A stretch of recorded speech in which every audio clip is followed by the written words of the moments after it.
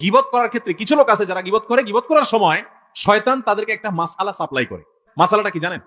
মাসালাটা হলো, আপনি যদি বলেন ভাই কারোর পিছনে সমালোচনা করা ঠিক না ভাই, ভাই গীবত করা খুব ভয়াবহ গুনাহ ভাই, কোরআনে আল্লাহ তাআলা এটাকে মৃত ভাইয়ের গোশত খাইলে যেরকম অপরাধ, নোংরামি, এটাকে সেরকম বলেছেন, এবং গীবত পরিষ্কার হারাম, আল্লাহ তাআলা নিষেধ করেছেন, আপনি আরো জন গীবত করেন না। এটা বললে তখন ওই লোকরে শয়তান ওহী করে, শয়তান তার মাথায় দেয় বুদ্ধি, সে তখন জবাব দেয়, দেখেন ভাই আমি যেটা বলতেছি সত্য বলতেছি, আমি কোনো উল্টাপাল্টা মিথ্যা কথা বলতেছি না, আপনি চেক করে দেখেন।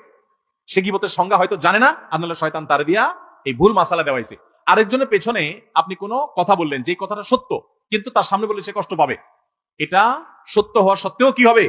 গীবত হবে। আর যদি দেখা মিথ্যা কথা বলেন আরেকজনের নামে তার পিছনে, তাহলে তো সেটা মিথ্যা অপবাদ, ওটা গীবতের চেয়ে আরো ভয়াবহ।